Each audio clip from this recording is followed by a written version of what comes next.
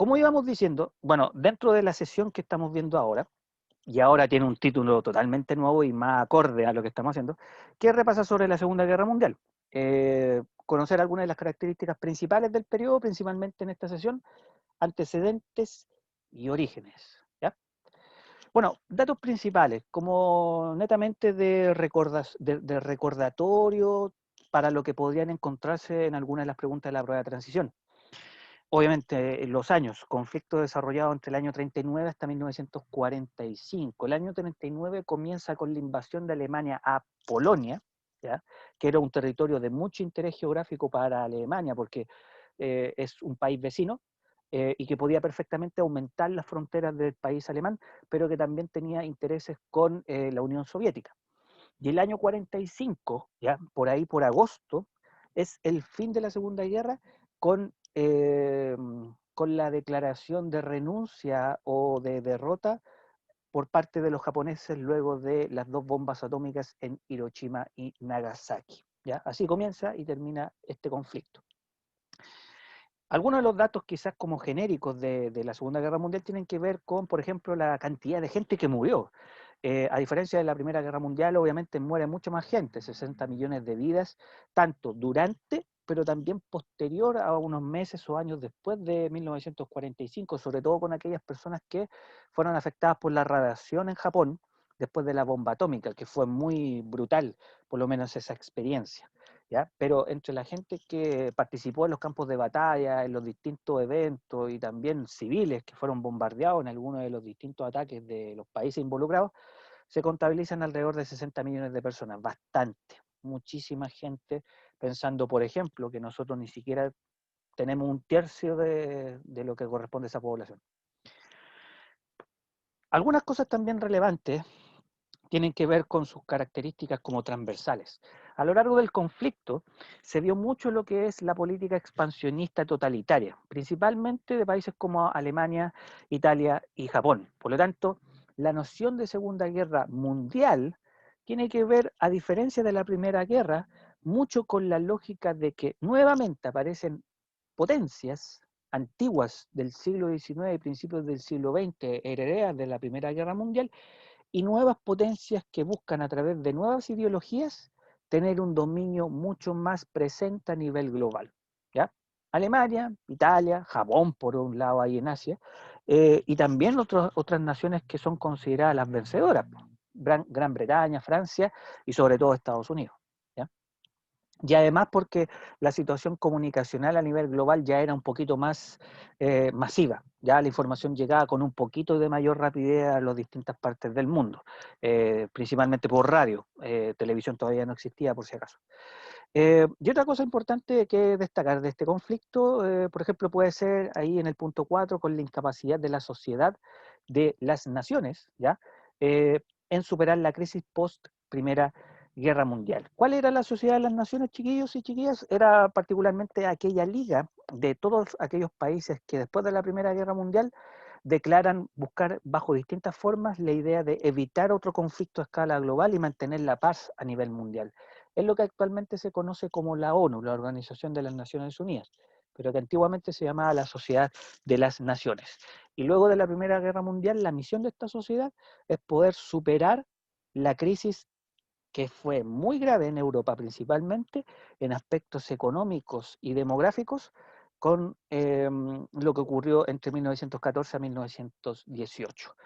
Y bueno, dentro de esas cosas, muchas de las alternativas o proyectos que buscó la Sociedad de las Naciones no se lograron definitivamente. Muchos gobiernos no alcanzaron, no pudieron dimensionar lo grave que tenía cada país en su situación interna, y ahí surgen los famosos gobiernos totalitarios para darle mayor fuerza a la idea de ser una alternativa mejor que el de la Liga de las Naciones o de aquellos gobiernos que eran más democráticos que otros. ¿Ya? Eso sería como lo principal o lo rescatable de este conflicto. Pero para entender la Segunda Guerra Mundial hay que entender brevemente lo que nosotros o ustedes quizás estudiaron anteriormente, lo que fue denominado el periodo entre guerras. Antes de la Segunda Guerra Mundial, entre 1919 y 1939, ocurre en el mundo lo que es denominado historiográficamente como el periodo entre guerras. Se entiende obviamente de dónde proviene el término.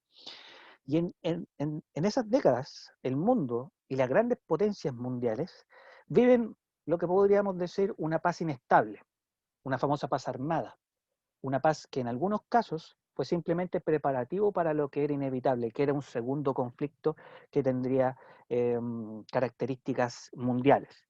Pero lejos de eso, también el periodo entre guerras fue mucho, o está muy vinculado a un periodo donde muchos países viven una explosión económica producto de la victoria de la Primera Guerra Mundial, como fue Estados Unidos, en donde el cine, la revolución femenina, que fue producto también de que las mujeres participaron mucho en la Primera Guerra Mundial, pero no en el campo de batalla, sino que manufacturando armamento, en la industria armamentística en los países que participaron, por lo tanto se vieron con la mayor capacidad de poder ser más libres y más autónomas del hombre. Y en los años 20, principalmente en Estados Unidos, ocurre, por ejemplo, esta revolución femenina. Lo mismo que en el cine, que también pues, nace justamente en este periodo de entreguerras y empieza a masificar más la entretención, la información, la comunicación o la simple capacidad del ser humano para poder adelantarse tecnológicamente a lo que tenía antiguamente para poder aprender, para poder informarse, para poder interactuar. Y el cine fue fundamental en este proceso. Pero también ocurrieron otras cosas, como por ejemplo la Gran Depresión del año 29, que fue también, podríamos decir, una de las tantas razones para que hubiera un nuevo conflicto global, porque los países se encontraban económicamente muy devastados, muchos de ellos en Europa, ¿ya? En América igualmente. De hecho, Chile, por si no lo sabían o lo recuerdan, en el año 29 fue el país que quedó con mayores secuelas económicas. De hecho, el país más golpeado después de esa famosa crisis fue nuestro país, ¿ya? Por ser una economía muy monoexportadora.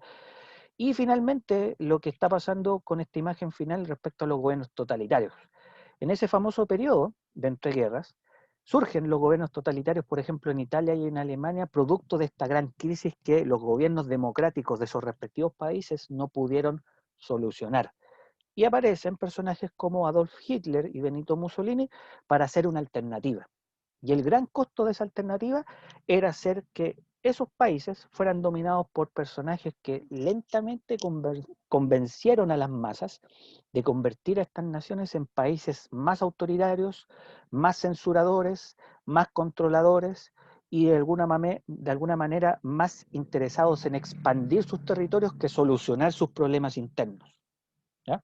Eso fue como el inicio de esos gobiernos totalitarios. Ya después, durante la Segunda Guerra Mundial, la misma gente de Italia y Alemania va a empezar a alejarse de estos gobernantes, ¿ya? Eh, no puedo leer el chat, así que si alguien tiene alguna duda, que la diga por favor a través del audio y el micrófono, porque no se me está abriendo la ventana del chat. Pero si era para anotarse los nombres, no hay problema. Ya, con ese periodo antecesor a la Segunda Guerra, vamos inmediatamente con ya unos primeros hitos que van a determinar en gran medida también lo que va a significar el estallido de la Segunda Guerra Mundial. Una de las más importantes es la Guerra Civil Española, que no es muy estudiada en muchas circunstancias, pero aquí yo brevemente se las quiero comentar. Entre 1936 y el 39, finalizando el periodo entre guerras, en España se da la famosa Guerra Civil Española. Básicamente este periodo o este hito histórico de la historia de España se traduce en lo siguiente.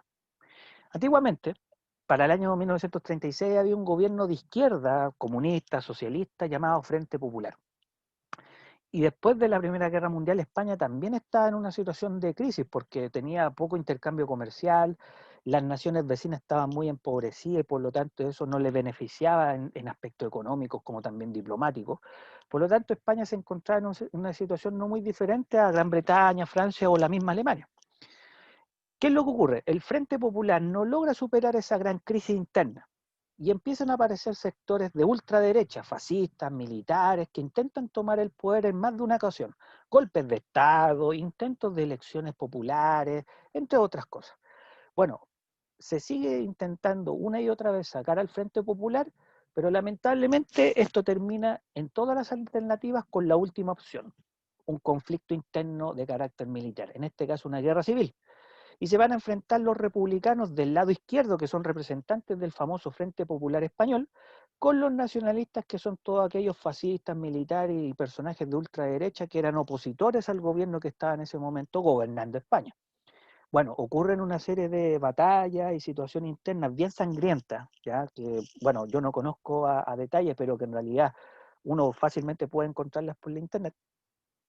Y termina esta guerra civil con el ascenso del ultraderechista o nacionalista Francisco Franco, que de 1939 hasta 1975, ya cuando en Chile ya había dictadura militar, de hecho hasta el día de su muerte Francisco Franco gobierna España, se le va a conocer con el famoso apelativo del régimen franquista, ¿ya? Un periodo de mucha censura, de mucho control, muy parecido a lo que ocurrió en Chile, gente que terminó desaparecida, un apagón cultural tremendamente grande, por eso hablaba de mucha censura, mucho control, mucho estado de sitio, muchos toques de queda, gente de España que se exilió a otras partes del mundo, que es muy parecido a lo que ocurrió en Chile en los 70 y 80, y que marcó profundamente la historia de España. Pero independiente de eso, ¿ya? Lo que ocurrió en ese momento se conoce como una especie de preludio. ¿Qué quiere demostrar la famosa Guerra Civil Española? De que los gobiernos totalitarios o ideologías de carácter totalitario de extrema derecha, como por ejemplo la de Francisco Franco, pueden tener mayor presencia a nivel global o a nivel continental de lo que muchos gobiernos liberales y democráticos creían. ¿Ya? Mucha gente en Estados Unidos, en Francia, en Inglaterra creía que Hitler, como Francisco Franco, no iba a durar mucho en el poder. Y se equivocaron, claramente. ¿Ya? Por lo tanto, este caballero que está aquí, que gobernó hasta su muerte en los años 70, fue una especie de ejemplo para lo que vendría posteriormente el año 39 hasta el 45 con la Segunda Guerra Mundial respecto al poder o la influencia que tenían líderes que tenían conductas o comportamientos o ideologías totalitaristas. ¿Ya? Ese culto al líder, de que gobierna un partido único solamente, de que hay un tremendo control informático, demográfico, censura y persecución, etcétera. ¿Ya? Por lo tanto, para cuando estalla la Segunda Guerra Mundial, nos encontramos con una Europa en constante expansión totalitaria. ¿Qué significa? Algunos países como Alemania, Italia o Japón, allá en Asia, que es un aliado importante, que de hecho va a tener una escaramuza en el lado del Pacífico, en el Océano Pacífico contra Estados Unidos, que van a generar básicamente esto, la expansión de sus territorios. Por ejemplo, Alemania anexando Austria y después Checoslovaquia, Italia metido en África anexando o conquistando Etiopía, porque antiguamente era una colonia, ¿cómo se dice? Una colonia imperialista de Italia, y también Albania en Europa, ¿ya? O Japón, que hizo lo suyo por Asia, por el lado de Manchuria, e incluso intentando hacer la invasión a China, ¿ya? Un país gigantesco hasta el día de hoy, Japón una isla mucho más pequeñita, pero que de todas maneras tenía la tecnología, el poder, el ejército y también las alianzas políticas y militares con Alemania y con Italia para poder hacer este afán de expandir territorialmente sus dominios, ¿ya? Y poder recuperar el honor, ser un poder o una potencia mundial, entre otro tipo de cosas. Con ese afán expansionista, por ejemplo, de esas tres naciones, junto con el preludio de este caso de la Guerra Civil Española, podemos recordar o mencionar algunas acciones principales o iniciales del conflicto. Por un lado, me voy a correr yo aquí en la pantalla, me voy a poner al lado de estos dos caballeros, que en realidad están muy caricaturizados acá. Tenemos, por ejemplo, que Alemania, con todo este tema de expandir sus territorios, de expandir su ideología y paulatinamente expandir su forma de pensamiento contra algunas colectividades humanas como las judías, holocausto judío, entre otras cosas, Alemania empieza la guerra haciendo una actitud de rebeldía. Por ejemplo, saliéndose de la Sociedad de las Naciones, donde estaba por obligación producto de la firma del Tratado de Versalles. De hecho, Hitler se sale de la Sociedad de las Naciones, deja de pagar la deuda de la Primera Guerra Mundial y más encima decide empezar a anexar o incluso invadir algunos países chiquititos que están a su alrededor en Europa, demostrando que él no estaba interesado de ser de alguna manera seguidor de lo que obligadamente Alemania tuvo que firmar después de la Primera Guerra Mundial. Y eso es una señal de alguna manera de desafío, de que puedo hacerlo y si quieren contradecirme, yo puedo pescar a los ejércitos, a los soldados y mandarlos a una guerra, a invadir, a atacar, qué sé yo. Con esa actitud de desafío, por ejemplo, de Alemania, ¿ya? En el año 39, entre otras cosas, se origina un pacto de no agresión entre alemanes y rusos. Por eso la caricatura que está al lado mío. Porque técnicamente Alemania y la Unión Soviética jamás tuvieron vinculaciones de carácter político, económico, ideológico.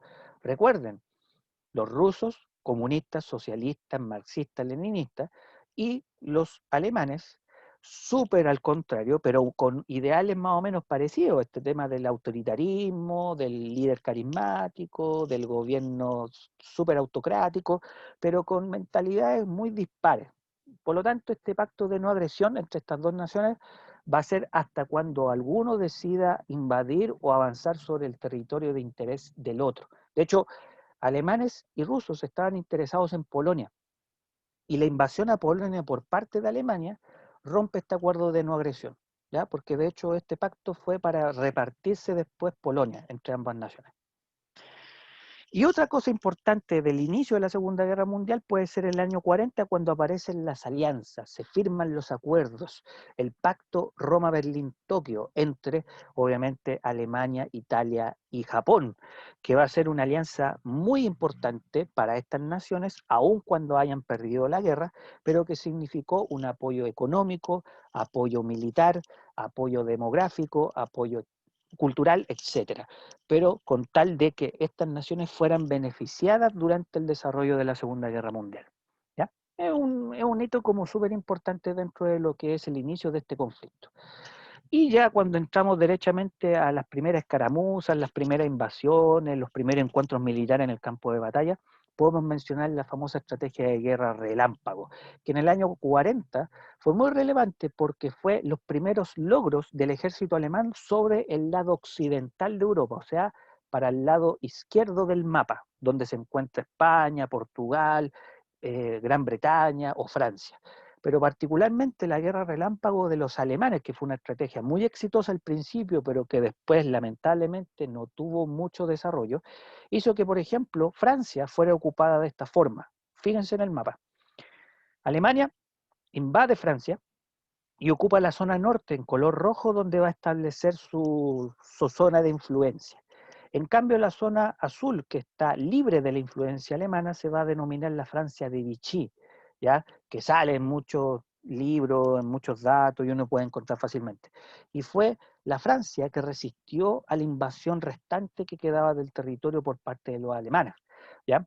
Y durante largos 4 años, Francia va a estar sumido en esa división interna, el lado norte ocupado por los nazis y el lado sur ocupado por los franceses que aún resistían el avance alemán. ¿Ya? Eh, Francia fue como un foco, tanto en la Primera como en la Segunda Guerra Mundial, de interés de los alemanes, ¿ya? Por un tema cultural, por un tema de hegemonía, por un tema de competencia, etc. Y es una cuestión histórica. ¿Ya? Hasta el día de hoy podríamos quizá encontrar algunas discrepancias entre esos dos países. Bueno, con estos datos podemos incidir ya cómo comienza la guerra, de manera muy explosiva, como dice, por ejemplo, en esta idea inicial de la conclusión. ¿Ya? Una explosión muy rápida del conflicto. ¿Eso qué significa? Por ejemplo, la estrategia relámpago, las consecuencias de la Guerra Civil Española, o por ejemplo, las alianzas secretas entre algunas naciones que se asimilaban ideológicamente. Por otro lado, los intereses territoriales de las potencias totalitarias. Las guerras generalmente siempre son por territorio, y esta no va a ser la excepción. Aquí se involucran muchas otras más cosas, los afanes ideológicos, la influencia económica de una nación sobre otra, o simplemente el interés de hacer negocios con una guerra, ¿ya? Pero una de las grandes cosas que genera este desarrollo militar o bélico son los intereses territoriales de unas potencias sobre otras, ¿ya? Y también la estrategia central de esta guerra, la intención de recuperarse de la crisis o el arrasar con los enemigos, tanto internos como externos. Recuerden que Alemania tenía enemigos externos, Francia, Gran Bretaña y después Estados Unidos, pero también tenía enemigos internos, los judíos, ¿ya? El famoso Holocausto, que es un tema muy importante que siempre va a aparecer tal vez en alguna pregunta de transición, PSU o la como quieran llamar. Siempre hay una pregunta relacionada con el Holocausto judío. Por lo tanto, la próxima clase profundizaremos un poquito más en esos datos y las concluiremos también con sus consecuencias y con la famosa Guerra Fría. Respecto a esta pregunta, yo creo que la respuesta puede ser una combinación de ambas ideas. Países que intentaron recuperarse de la crisis y evitar un conflicto mayor, pero también países que claramente aprovecharon la lógica de arrasar con el enemigo, tanto interno como también externo. ¿Ya? Así que lo vamos a dejar hasta aquí, chiquillos. Por lo menos la grabación, para que la puedan revisar constantemente y tengan fresquita la materia para una próxima sesión Zoom.